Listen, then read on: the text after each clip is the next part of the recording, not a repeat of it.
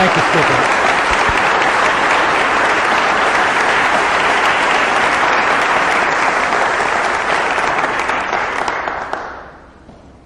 Thank you, Skip. Skip is an old and dear friend. I want to thank him for inviting me down here, and to thank Patrick Kennedy, his trusted aide, for putting this together. This is a real honor for me. In a former life, I used to be a Texan. I hate to admit that, but it's true. I'm no longer a Texan. I'm a thoroughgoing Arkie. And in my defense, my mother was born in Arkansas, so enough about that. But I have had to defend myself, you understand. Now, I don't think it's necessary to be a Texan in order to write about Lyndon Johnson, but I think it probably helps. For example, one contemporary biographer refers to LBJ taking 2 vacation trips to Mexico as a college student. Now, being from Texas, I know that when college boys went to Mexico in that day and time, the kind of vacation they took was to Nuevo Laredo, Boys Town, for nickel beer and $2 prostitutes. Some vacation. I became interested in LBJ while writing a biography of J. William Fulbright, his sometime nemesis. As interesting as Bill Fulbright was, by the time I finished that book, I could not get Lyndon Johnson out of my mind. I began to read all of the Johnson biographies from Steinberg through Dalek. In general, the thing that has most bothered me about other works on Johnson is how disconnected the LBJ they portrayed was from the LBJ of my youth. Frankly, in most books, he comes across as rather soulless. The man I heard about as a kid, and watched on television as a young adult, and studied as a professional definitely had a soul. Now, it was frequently a conflicted, tormented, and insecure soul, but it was manifestly a soul. On the presidential tapes, Johnson comes across as a political power broker, but also as a sentimental creature, a romantic even. He had a constant need to be in love, frequently with Lady Bird, sometimes with other women. He not only had a capacity for empathy, he seemed driven to empathize.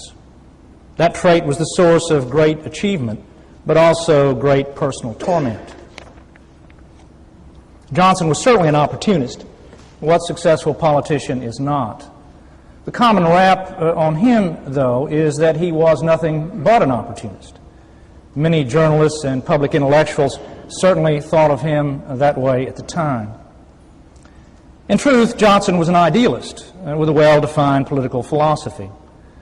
No author, to my knowledge, has attempted a systematic reading of his public papers. Perhaps they were dismissed as purely political and self-serving. I rather think they reveal his true intentions as a politician.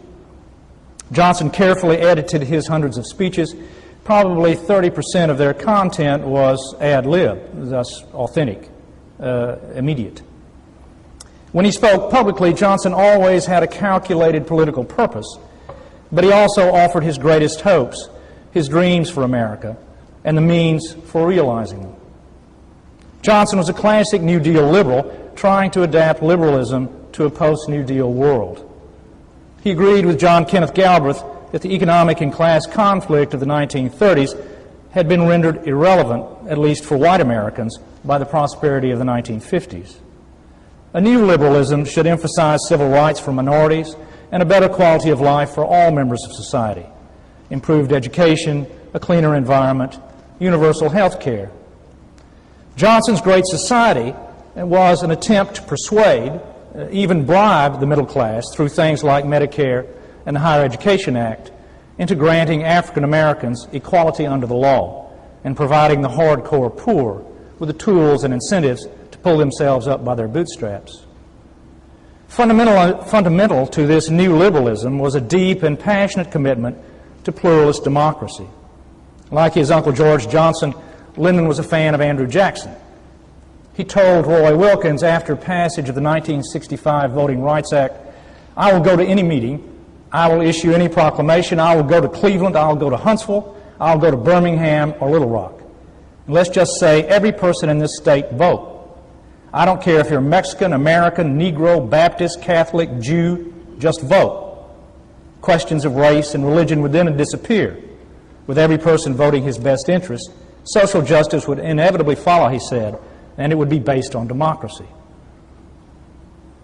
As so many historians and journalists have observed, if Lyndon Johnson could be measured by his attempts to build a better society at home alone, liberals at least would judge him to be a great president. But the Cold War would not allow for that. The escalation of the war in Vietnam, most historians argue, was the great blemish on Lyndon Johnson's record. Vietnam may have been a mistake, but I think that LBJ has had to bear a disproportionate share of the blame for it. It seems to me that Johnson's decisions must be taken in their cultural and political context. Through 1967, a large majority of Americans supported the war in Vietnam. Public opinion polls clearly showed that. Or rather, they supported the decision to make a stand against Sino-Soviet imperialism somewhere in Asia. The discontent that was so apparent by 1966 stemmed from the way the war was being fought, or for hawks, the way the war was not being fought. The Vietnam Consensus, of which LBJ was both participant and architect, had many sources. There were strategic and, to a lesser extent, economic considerations. And there was the imposing strength of domestic anti-communism. But it seems to me that all of the blood and treasure expended on a war against a tiny nation halfway around the world cannot be explained by these factors alone.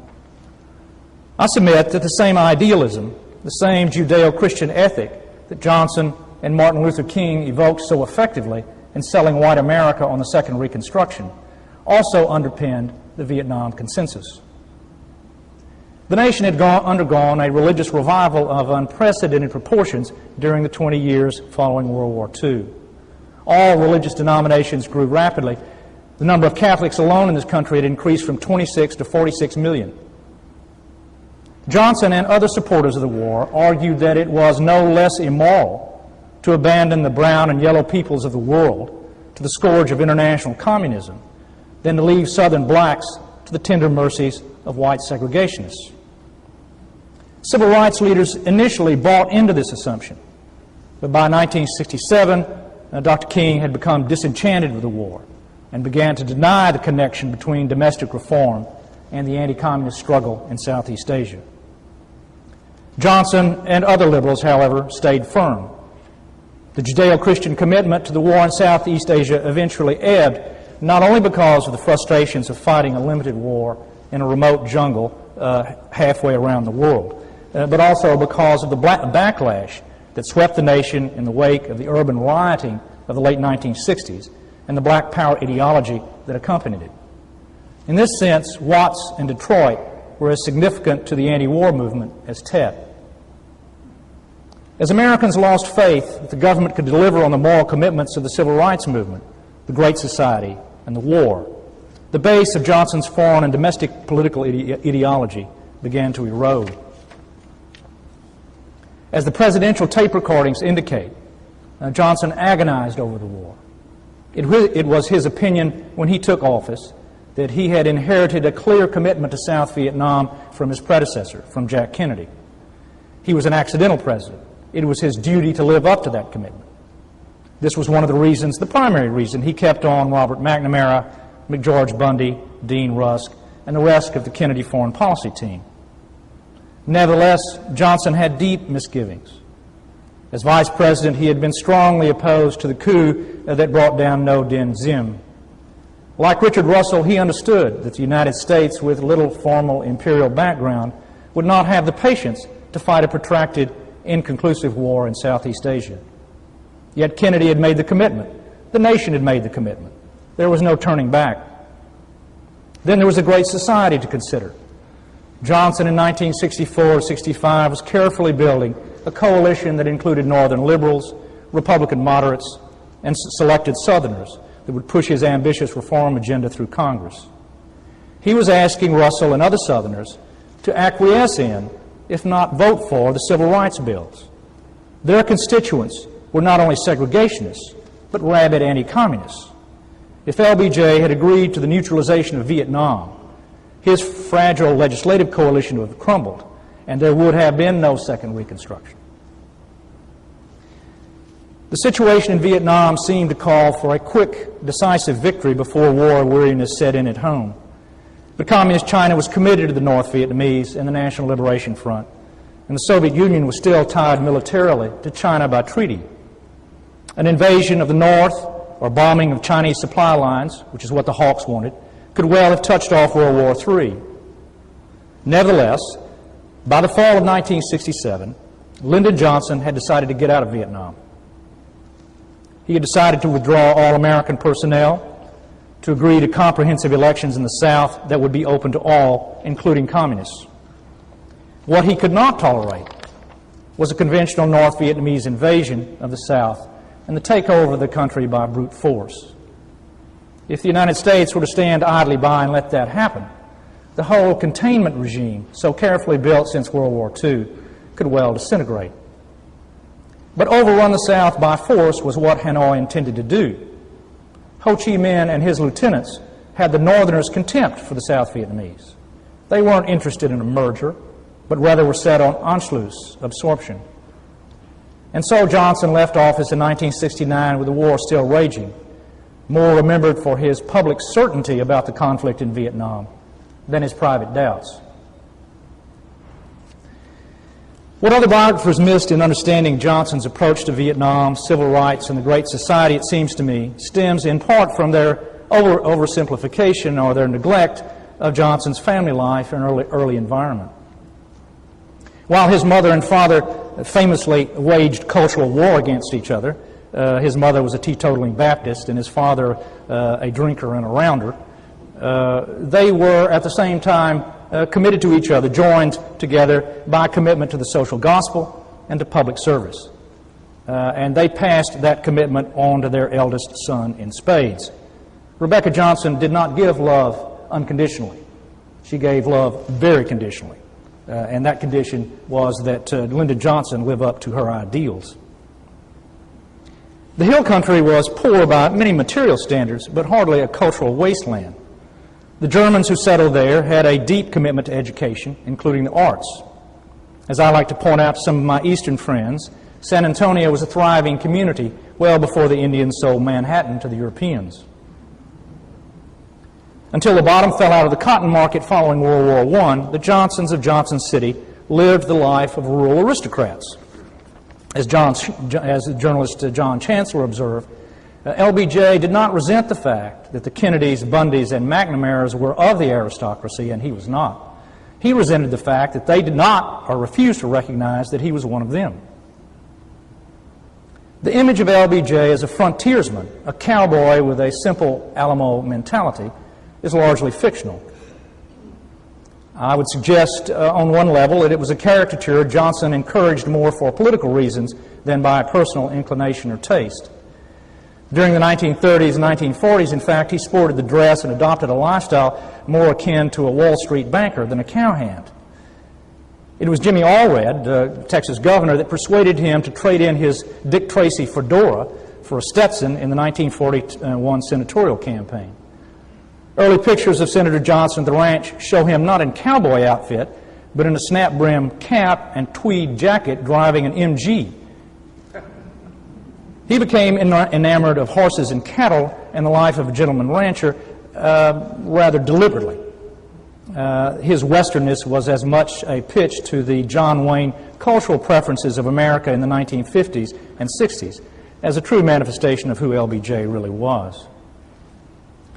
I don't think many people understand how poor LBJ's health was during much of his life. Borderline manic depressive, Johnson was a bundle of nerves, a stress magnet. He contracted pneumonia at least 6 times before he was president, and he suffered all his life from chronic kidney stones.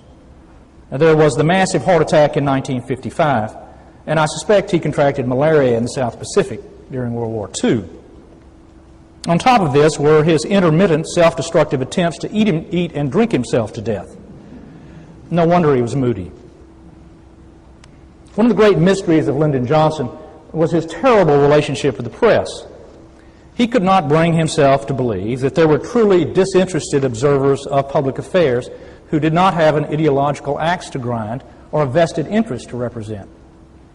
He regarded claims to the contrary to be pure hypocrisy. He had another word for it. Johnson's attitude, in part, was shaped by his experience with Texas newspapers, whose political allegiance was courted and given, or bought and sold. Loyalty was then assumed. Early on as president, he attempted to bribe the White House press corps with special access to stories. "I'll make you rich and famous," he said, "if you stick with me." They were appalled. But there was more than ignorance and insensitivity here. Johnson was absolutely perverse when it came to the media. When he was criticized, particularly when he was stereotyped or caricatured by the media, and Johnson may have been the most easily caricatured president in American history, he would fly into a rage. He could be incredibly literal-minded. He would look at a cartoon, a political cartoon, that portrayed him wearing a plantation suit and a string tie. And he would say to one of his aides, "I've never worn a string tie. I've never had a plantation suit in my life. Why are they doing that?" His reaction, again perversely, to these caricatures was often to act them out in a kind of passive-aggressive fit. If he was depicted as a boor, he became all the more boorish. If as a Texas provincial, he played the role of Lone Star chauvinist to the hilt. This tortured relationship with the press may represent the greatest failure of LBJ's presidency. Television and print journalists, for the most part, had fallen in love with Jack Kennedy, and they were consistently willing to give LBJ the benefit of the doubt, but he was having none of it. They could never satisfy him. But the press had more power over LBJ than it knew or he was willing to concede. Johnson was an avid reader of national newspapers and watcher of TV news programs, famously 3 channels at the same time. He spent a great deal of time on the phone with his aides and cabinet members demanding that they act to satisfy some criticism he had read in the paper. Some columnists came to recognize that they could influence LBJ and even his policies, by means of what they wrote and he read. Some of his contemporaries recognized the ironic absurdity of the situation. After interviewing Johnson in May 1965, David Brinkley called Jack Valenti. "I think he pays too goddamn much attention to what the papers say about him," Brinkley exclaimed. "If I was President of the United States, I'd be goddamned if I read the papers to find out anything about foreign policy. Who gives a goddamn what John Oakes, the editorial page editor for the New York Times, writes?" This is not my opinion. I love the Times. "For Christ's sake, what does he care, Johnson? He knows 100 times more about what's going on than any of us. It's silly." And it was silly.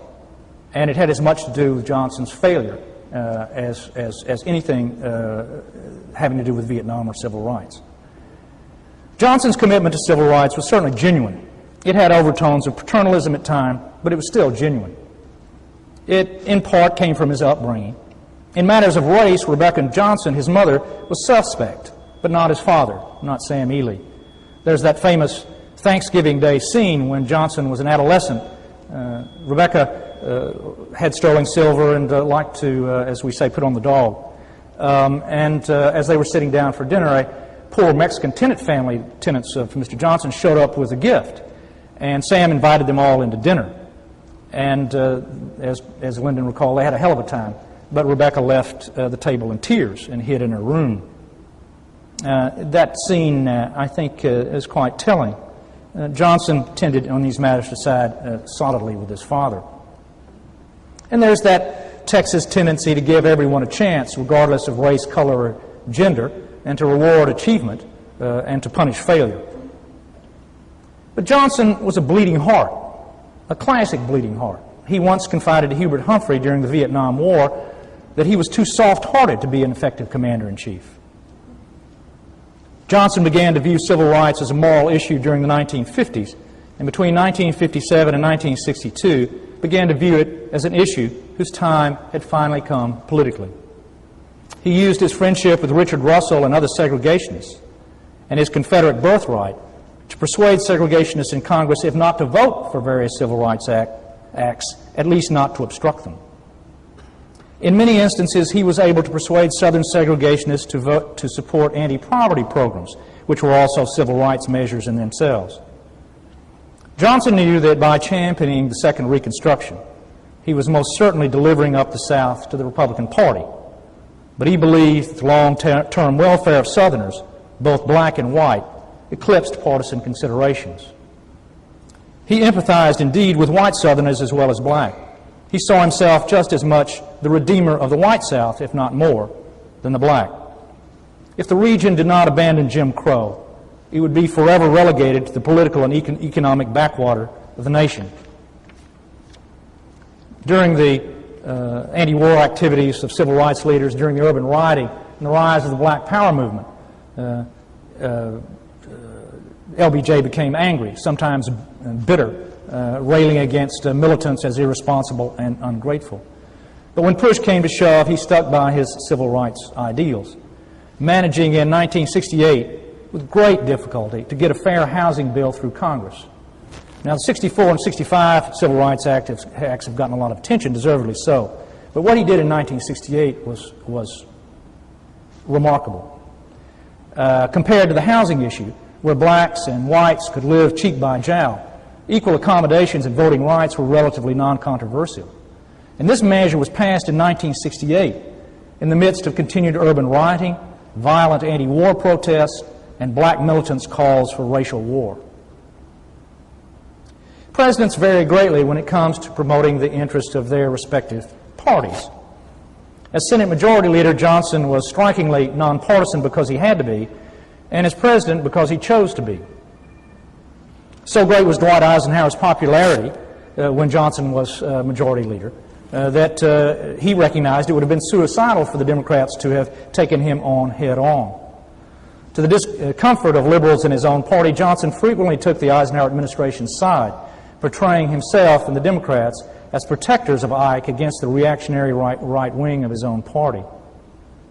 As President, Johnson rejected the spoils system, insisting that appointments up and down the federal bureaucracy be based on merit rather than political loyalty. John Roach, the ADA president and Democratic activist who became a White House aide, once memoed the president, "I hear tell you are a great politician, but in your appointments I see no proof of it." Johnson was frequently portrayed by Bill Fulbright, George McGovern, and others of his contemporary critics as an autocrat, or to use Arthur Schlesinger's term, an imperial president, who was trampling all over the personal liberties of Americans in his determination to suppress dissent. In truth, and I'm not the only one to observe this, Johnson would have been far more successful in Vietnam if he'd been more an autocrat like Abraham Lincoln and less a Democrat like Jefferson Davis. He did bitterly denounce Fulbright and other anti-war activists and proved alarmingly gullible when it came to J. Edgar Hoover's constant warnings that communists had infiltrated the anti-war movement. Nevertheless, his record on civil rights, civil liberties, is fairly good. When Draft Administrator General Lewis B. Hershey suggested the immediate drafting of anti-war protesters as punishment, Johnson was tempted, but he quickly allowed himself to be talked out of such a misstep. What would be the next move, George Reedy, his aide, asked? Drafting Republicans? Not a bad idea, Johnson said, but still. And for better or worse, Vietnam was the least censored war in American history. A lesson that both of the Bush presidents have learned and taken to heart. There were no embedded journalists in Vietnam, and they were not enlisted into the service as they were in World War II. They were free to report whatever, whenever, however, and as frequently as they wanted. The Great Society was so vast in its scope that many of its landmarks have been overlooked or given short shrift. The Immigration Act of 1965 ensured that this country would retain its multinational character. Between 1921 and 1965, the number of foreign-born Americans living in this country declined precipitously. And it wasn't until the Immigration Act of 1965 that that trend was changed, and now you have about the same proportion of foreign-born in this country as you did at the turn of the century. Public television, public radio, clean water, clean air legislation, all originated with or were given a major impetus by this major reform movement. And yet Johnson left the presidency under a cloud, to put it mildly. The mounting conservative tide would use him and the Great Society as whipping boys for the next 40 years. Liberals, though Vietnam was very much their war, would never forgive him for escalating the conflict in Southeast Asia. The Kennedys hated him and continue to hate him. No small thing in celebrity-minded America. In truth, Lyndon Johnson was not an easy man to like. I could not have bared it. He was a controlling idealist with a mania for detail and a belief that he and modern government could come up with solutions to virtually all of society's ills. He seemed doomed, compelled to seek and assume responsibility for everything and everybody. First the 10th District, and then the state of Texas, and then the nation, and then Southeast Asia. That made him a very hard man to live with. A slave driver to his assistants, a frequently absent and neglectant father and husband, a sometime paranoid. But he could also be incredibly warm and friendly. His ideals inspired a lifetime of loyalty from a host of remarkable people. I have never found his means to be sordid. He could roll the pork barrel with the best, but I never found an instance in which he used the personal peccadillos, womanizing, drinking, mental illness, the knowledge of which he had, never found that he used that against his congressional colleagues. His appeal to them was to patriotism. It sounds so corny. He knew their constituencies better or as well as they knew them themselves. And he would say to them, I know you can't vote for this bill or that bill because it will cost you your job, but you can vote for this bill because it is in the nation's interest. Many a congressman and senator came away from the Johnson treatment feeling that if they did not do what Johnson wanted, they were a traitor to their country. Most tellingly, I think, he and Hubert Humphrey knew that Richard Nixon bordered on treachery in his dealings with Anna Chennault on the eve of the 1968 election. They knew that Nixon and Spiro Agnew, through Madame Chennault, were telling President Thieu in South Vietnam not to agree to a ceasefire, but to wait and they would get a better deal under the Republicans. And they chose not to make that public. They conferred with Clark Clifford and with each other, and their decision was that the nation couldn't afford it, that to accuse a man who most likely would win with treachery would be too destabilizing. I don't argue that Johnson was a noble man.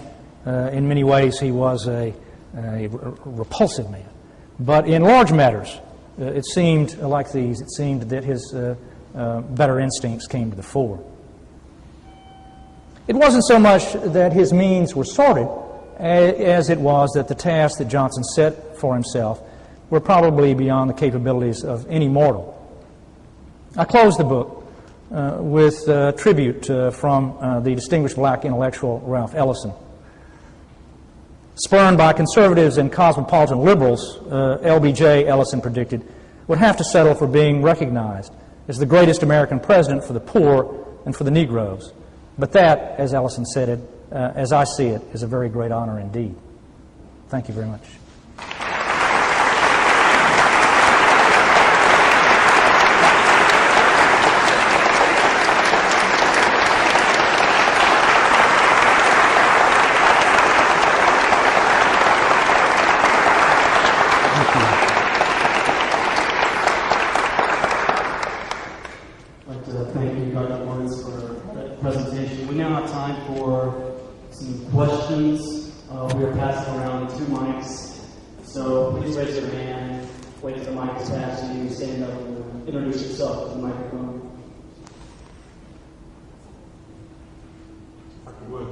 During his presidential years, who influenced domestic policy ideas that he had? I know he had his own ideas, but whose ear really who provided the most influence to him? I don't want to overemphasize this religious thing, okay? Johnson was not a churchy person, but if you look at the people around him, Bill Moyers, liberal Southern Baptist, Harry McPherson is a prominent Episcopal layperson. Busby's father was a Church of Christ minister. Then you have the people who came out of the Catholic workers' tradition, which included Sergeant Shriver and Joe Califano. These are the people who shaped his domestic program. Abe Fortas, liberal Jew, legal activist. The problem, one of the problems that Johnson had is that he insisted that all of his advisors be absolutely anonymous. And George Reedy, who was a secular humanist, if you will, and the sort of token secular humanist on staff, told him, he said, Jack Kennedy benefited immensely by being reflected in the how shall I say it, by basking in the reflected glory of the people he had around him. Johnson wouldn't have any of it. And his reputation has suffered, I think, because these people haven't gotten any attention.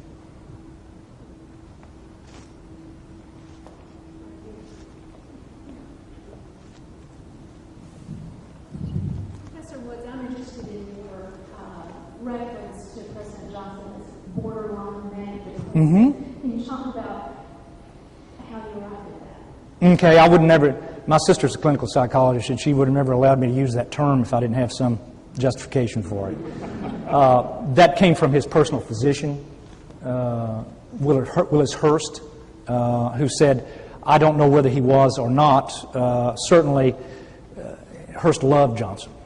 And he said, many of the most creative, dynamic people in history have been bipolar. But the first time I ran across it was Johnson was also influenced by a remarkable man, a very eccentric man named Charles Marsh, who was a multimillionaire in oil and the media in Texas. Marsh had sort of visions, and not surprisingly, he was very close to Henry Wallace, and he was one of Henry Wallace's speechwriters. Of course, his liberalism influenced Johnson. But Marsh believed that he was manic depressive and was treated for manic depressive. And Marsh wrote this amazing essay on a manic depressive person, which seemed to me he was writing about Johnson. But I don't have any. My only claim is Hearst's admission that he was. I'm not a clinician.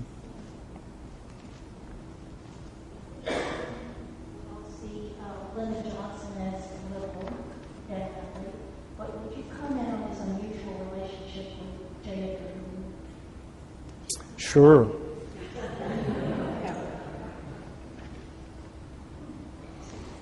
Hoover was a power to be dealt with. If Johnson was a silly analogy, but if Johnson was a river, Hoover was a huge stone in that river, a dangerous man, a man who Johnson knew who he was. The FBI, particularly in the South, was full of segregationists, and yet it was the FBI that was in charge of investigating most of the civil rights violations in the South. He had to have Hoover. He could either challenge Hoover and run over Hoover. Where did that get Jack Kennedy? It didn't get him anywhere. There's this wonderful conversation after the Walter Jenkins affair. You remember Mr. Jenkins was engaged in some homosexual activity, and it was a big cause celeb in the '64 election. And so Johnson calls Hoover, and he says, I don't know about these people. He said, I just can't, it's hard for me to identify. You're going to have to help me do that.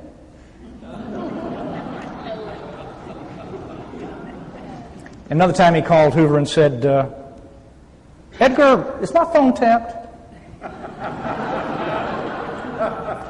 Where Johnson is guilty where he has a problem with Hoover is that he began to believe what Hoover was telling him about the anti-war movement. That's where he really fell down.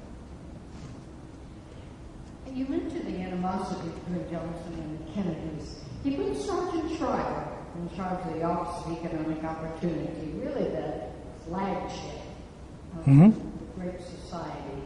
Did that increase the rift, or how did that work out between Johnson and the rest of the Kennedys? Well, the Kennedys from that time on, didn't view Sarge as a real Kennedy.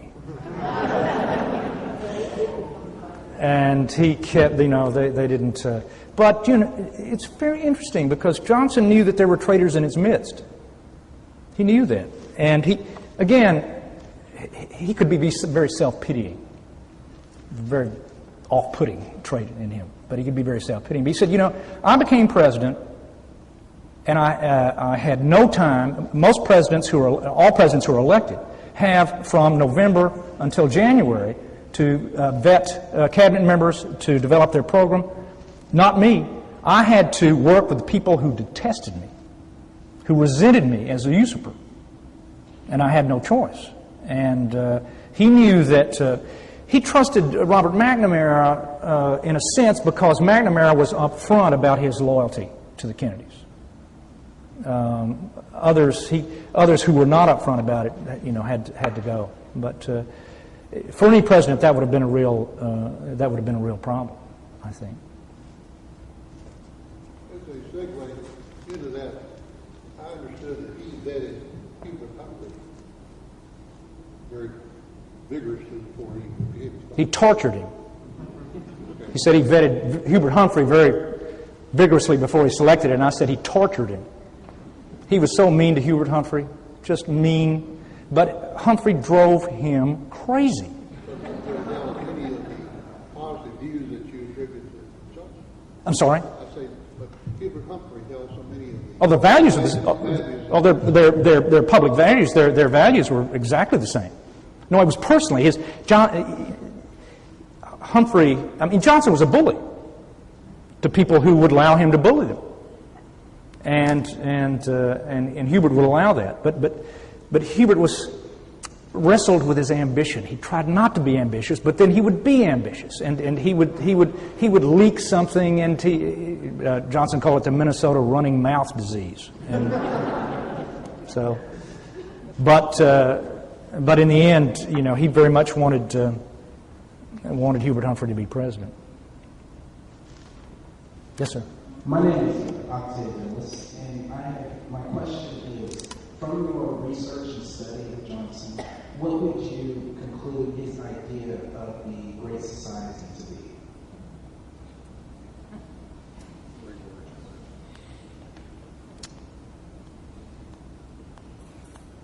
He wouldn't. If you ask him that, he would answer you serially. Well, there was. Let's say I had to keep this out of the book because nobody would buy it. But political scientists talk about positive freedoms and negative freedoms. Negative freedom, freedom from being thrown in jail arbitrarily. But positive freedoms are freedom to education, access to health care. Johnson talked about this positive Bill of Rights. He believed that every person was entitled to the right to work, the right to provide an education for their children, the right to have health care, the right not to starve to death after they retired, the right to live what we would think of as a normal working class or lower middle class existence. Now, if they went on from past that, that was up to them. But if that's what they wanted, then in a society as prosperous as this one, they ought to be provided the means for having it.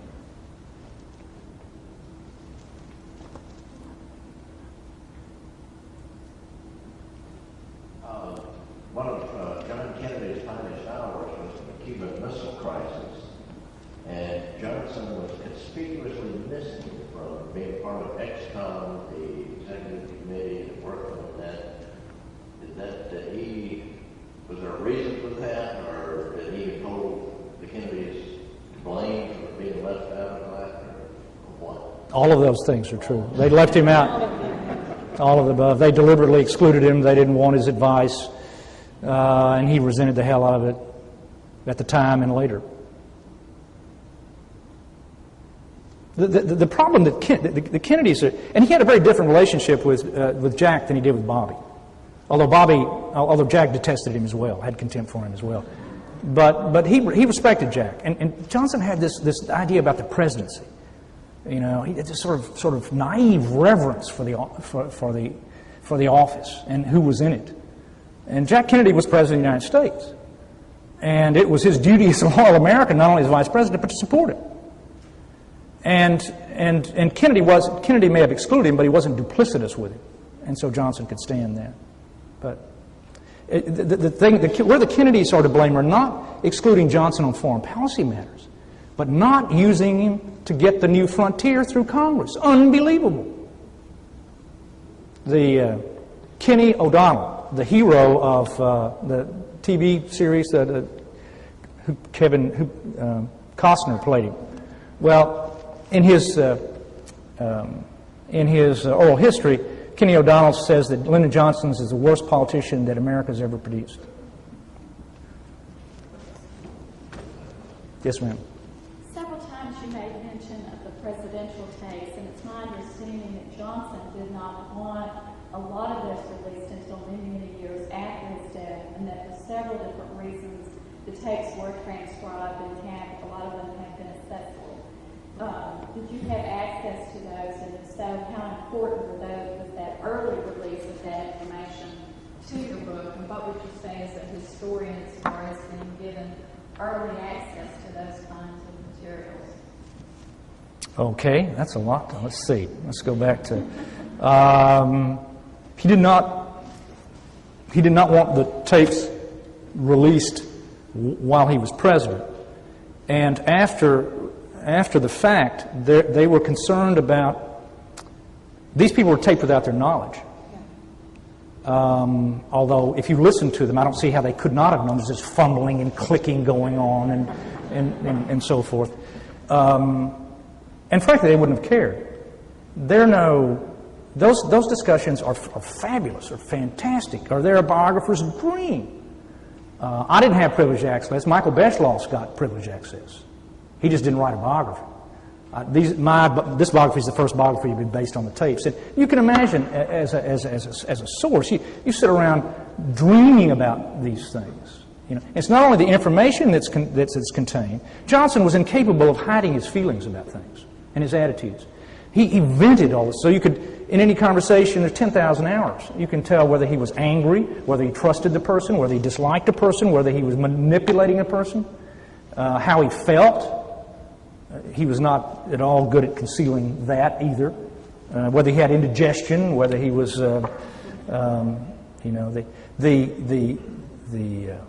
Johnson was a crude man in many ways, but compared to Harry Truman and Richard Nixon, he just couldn't hold a light. Could not hold a light. He was crude; they were obscene. And those tapes just don't have. That's what I'm saying. The reason he had a great sense of history, and he knew that they would be used for history. And it was Lady Bird that made the decision to release them when she did. One of the reasons he taped those conversations was that he told his aides, we have 18 to 22 months to enact the Great Society. That's 900 pieces of legislation, as it turned out. He was on the phone constantly, and he was keeping these shifting coalitions together. He had to get Northern liberals to vote for the wheat bill, Southerners to vote for the urban transit bill. And he had to keep track of all these things. And that's what he used those. That's what he used those tapes. And all of those tapes, if you're looking for sort of dirt on things, there's just not. There's not any there. There is dirt. Johnson got these. He got all the raw files from the FBI, which he loved to read because they were so entertaining. But he never used them, and they're in the library. They're just beginning to start to open them up. But yes, ma'am.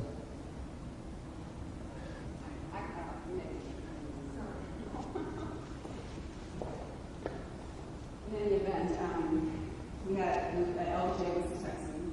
We have a Texan in the White House right now. No, we don't.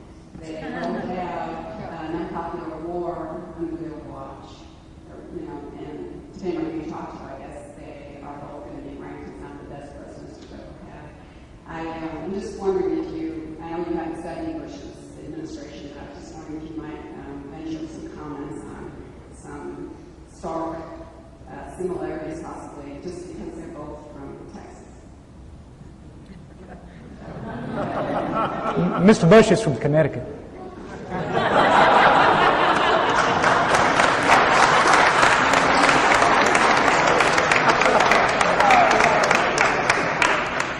As Willie Nelson said, that W is neither a Texan or a cowboy. And he's given both. Well, he didn't. He said. So there are no similarities between the two men. What is similar, I mean there are, but what is similar is the power of circumstance, particularly in foreign affairs, the power that circumstance can have over presidents. Johnson was an idealist. He agonized over the war. George Bush is, kind of this illusion. He lives in the world that of Theodore Roosevelt that they created for themselves, and I think hasn't agonized over the war. But given the fact that these people are vastly different, they're in exactly the same situation. Exactly the same situation. What's amazing is that George Bush and Donald Rumsfeld and Dick Cheney seemed anxious to get into that situation. But again, I think that the depressing lesson of this is that both men very different, but the power of circumstances has placed us in a very similar situation. I wish I could be more positive about that. Yes, sir. Nearly 40 years has passed since he left office. You mentioned he passed 1,000 different pieces of legislation to call it Great Society. If he was alive today, what do you think he would say about the most positive thing? In other words, him looking back today and saying 40 years ago I passed this legislation, what would he be the most proudest about in what's happened in the last? Oh, civil rights. And then what would he be the least happy with?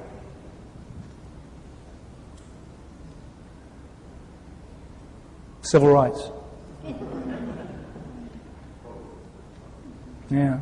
I think he was. He understood that it was not. Have you ever heard the speech that he gave at Howard University? I mean, the speech that he gave for the Voting Rights Act. When we shall overcome. I mean, it was a dramatic speech. Who was it? What was the black humorist who said you could hear 20,000 African Americans unpacking their bags after that speech? But he was appalled by the fact that the Second Reconstruction could not prevent Watts and Detroit, could not that he wasn't able to avert the civil strife that erupted in the 1960s. That he believed that government run by well-intentioned people ought to be able to prevent that from happening, and it wasn't. So I think, and in the last conference that he participated in before he died was on civil rights in Austin, and you could tell then, as weak and as sick as he was, how conflicted he was about that. But unlike Bill Fulbright was out of office. He studied history, so he loved to read about and talk about current events. Johnson didn't care about anything he wasn't involved in. He didn't care. He was running the ranch. He didn't care. Somebody would ask him about it. He said, "Well, I don't." That's not. He wasn't reflective in that sense. Yes, ma'am. So he's a George Bush all. Very good. So if you were also here today, what would you think about his immigration bill? Oh, he was a great advocate of immigration. In his his bleeding heart. He told Roy Wilkins, he said, "By God," he said, I'm going to initiate Head Start programs in every third world country, beginning with Africa. And we're going to get every child inoculated, we're going to get every child educated, and stop bringing those goddamn PhDs over this country under the Fulbright program.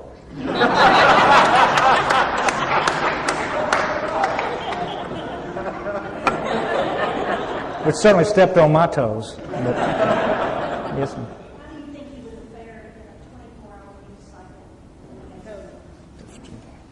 He would have. He was barely. Consensus among his political historians is, I think, that he was already an anachronism by the 1960s. He still lived in a world. He was terrible on television. He was not a good communicator, except one-to-one. He would have had no future now. And he barely, if it hadn't been for the assassination, he wouldn't have had a future. So it was for better or worse. But in a way he was very sophisticated and forward-looking in many respects. But in others he was Sam Rayburn. Well, he lived in that world, that political world. I have one more question. Okay. I think it was in March of 1968, Johnson announced he was not going to run for president again. I'm sure there were a lot of reasons for that. What do you think were the overriding reasons? Well, I don't think there's ever one reason in decision. Johnson was always for his supposed power hungriness, was always ambivalent about office. I mean, you remember when he ran in 1960, he drove his aides nuts. He wouldn't enter the primaries. He wouldn't let them organize. He wouldn't let them set up an office, And on the eve of the 64 Democratic Convention in Atlantic City, he drafted a withdrawal letter. It was always this kind of, insecurity. So there was that. But his physician told him and Lady Bird that if he wouldn't live through another term, he said that he did not want to be like when he was between 5 and 10, his maternal grandmother lived with him, and she'd had a terrible stroke, drooled, was contorted, and it had a big impact on him. And he said he did not want to be an invalid in the White House where everybody, a spectacle like Woodrow Wilson. But Vietnam was the most compelling issue. He told, it was in the fall of '67 that he decided to de-escalate the war.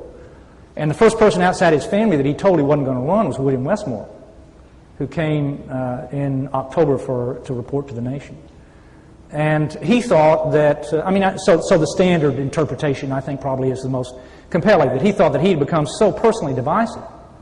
He was hated by hawks. He was hated by doves. The liberals were holding the Great Society hostage until he got out of Vietnam. John Gardner, John Gardner, who was Secretary of HEW, went in to see him and said, handed him his letter of recommendation and said, Mr. President, he said, why are you resigning? He said, I'm supposed to play a part in your re-election campaign and I can't do it. He said, I don't think you should be re-elected. He said, I think no matter how determined you are and how skillful you are, you can pull this country together. And Johnson said, well, John, I don't think I can either. So I think those are the reasons. Thank you all for coming.